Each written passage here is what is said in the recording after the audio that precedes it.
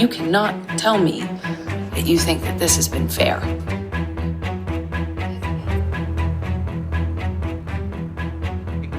You didn't get punched. You got hit. I'm sorry I hit you like this, but I did not punch you. I did not fucking deck you. I fucking was hitting you.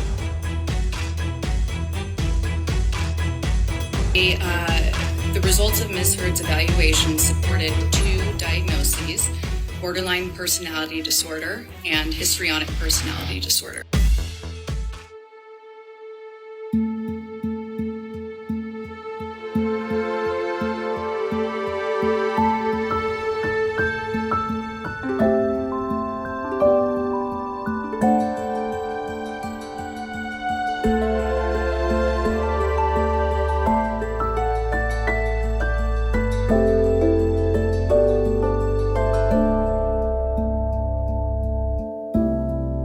Though the MeToo movement was founded in 2006 to support survivors of sexual violence, it wasn't until October 2017 that the hashtag MeToo movement became a global phenomenon.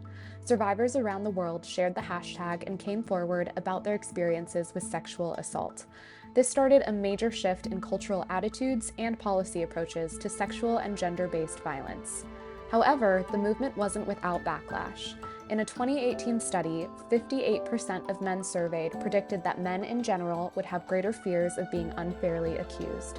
A follow-up study in 2019 found that 19% of men said they were reluctant to hire attractive women, and 27% said they avoided one-on-one meetings with female colleagues. If MeToo told society to believe women, the cultural response to Depp v. Heard told us to do just the opposite. Our society has a script for what a victim should look like. Amber Heard departed from that script.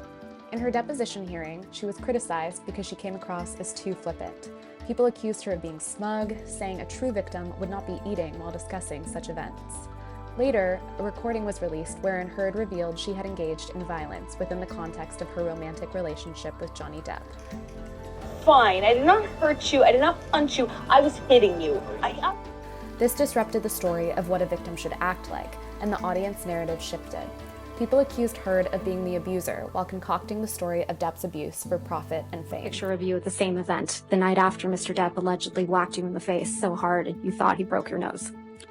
This is a picture of me after he did whack me in the face. He was trying to get chopped down by some gold digger, you know? This was taken.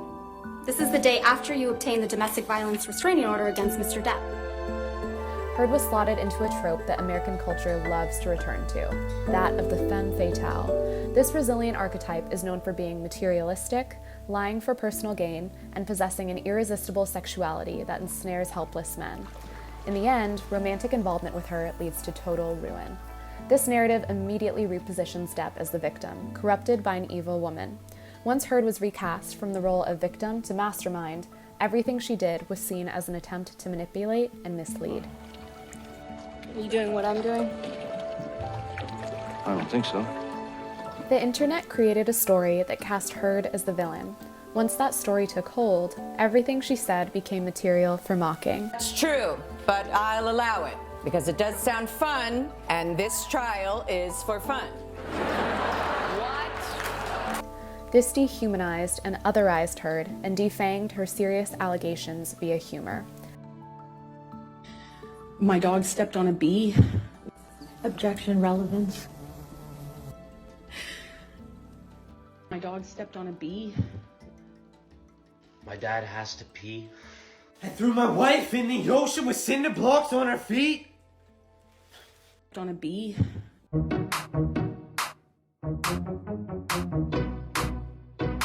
Objection, relevance. My dog stepped on a bee, stepped on a bee, stepped on a bee. My dog stepped on a bee, stepped on a bee.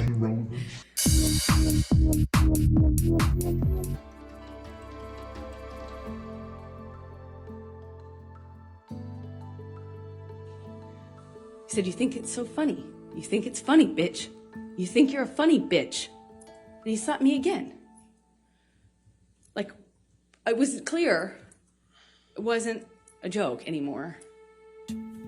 I was just sitting there on this carpet, looking at the dirty carpet, wondering how I wound up on this carpet and why. Out of the bedroom, slapped me across the face. I turned to look at him.